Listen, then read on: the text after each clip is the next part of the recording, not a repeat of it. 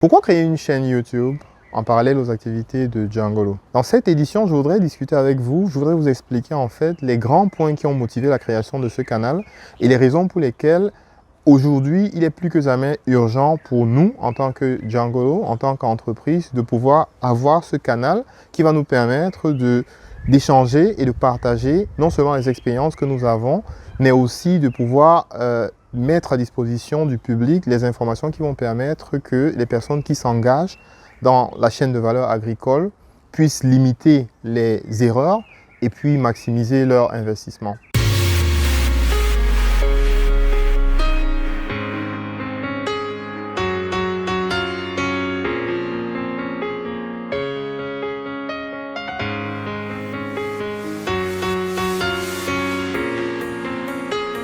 Je suis Bertrand Fofé de Djangolo.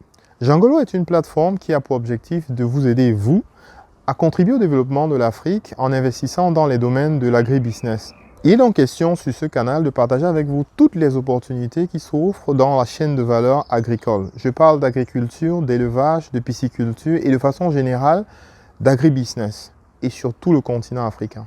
Comme je le disais en intro, il est question pour nous dans cette édition de partager avec vous les deux raisons qui ont motivé la création de ce canal. La première raison qui motive la création de ce canal est le nombre de jeunes entrepreneurs qui ont essuyé des échecs cuisants dans le domaine de l'agribusiness de façon générale depuis la création de Djangolo. En tant que plateforme qui met en contact les producteurs et les acheteurs et qui oriente en fait toutes les jeunes, toutes les personnes qui veulent se lancer dans l'agriculture, on a vu passer en fait sur les 4 dernières années un nombre impressionnant de jeunes motivés d'une façon ou d'une autre pour des raisons effectivement diverses, mais qui étaient déterminés effectivement à mettre sur pied un projet agricole. Et en général, les raisons sont diverses. Les raisons sont, des fois, c'est des personnes qui sont juste passionnées d'agriculture parce que leurs parents ont souvent eu des plantations et tout, et du coup, ils ont pris le réflexe de toujours avoir un petit champ où ils vont faire un certain nombre de choses. Et il y en a qui ont aussi lancé des projets beaucoup plus professionnels, quoi, avec une envie d'en faire un véritable business. Et on a des gens qui sont aussi lancés dans l'agriculture, mais de façon indirecte, c'est-à-dire en investissant sur des projets agricoles qui existent déjà, qui sont gérés par d'autres personnes. Dans l'autre des cas, nous avons pu recenser un nombre considérable en fait d'échecs. Bon, bien entendu, hein, il y a aussi des succès, il ne faut pas mixer. Mais l'objectif en fait de ce canal, justement, c'est de pouvoir partager les erreurs en fait que pas mal de personnes ont fait et que nous avons pu collecter avec les différents échanges que nous avons eus. Question de permettre aussi à ceux qui n'ont pas encore ou qui ont encore en plan de se lancer dans le domaine de pouvoir limiter ces erreurs, question de maximiser les succès. Donc que l'on soit en solo, en équipe, en coopérative ou avec des investisseurs ou des personnes ou des entreprises qui se sont déjà structurées, en général, les erreurs sont diverses et elles sont souvent, malheureusement, tellement simples et tellement évitables, si on peut dire comme ça, que pour nous, on a trouvé qu'il était très important de pouvoir justement créer un canal qui va permettre aux personnes qui ont eu une certaine expérience de pouvoir partager avec les autres, question de limiter en fait les dégâts. Donc ça, c'est l'une des raisons principales pour lesquelles on a créé en fait ce canal. Le deuxième point qui a motivé la création de ce canal est définitivement l'urgence du contrôle de l'alimentation de notre pays, de notre continent. La situation que nous traversons aujourd'hui, qui est celle de la fermeture des frontières due à cette pandémie en fait, qui nous met tous en quarantaine, nous rappelle en fait combien il est important de pouvoir se rassurer d'avoir le minimum pour chacun de nos États. Et le minimum, c'est de pouvoir nourrir nos populations.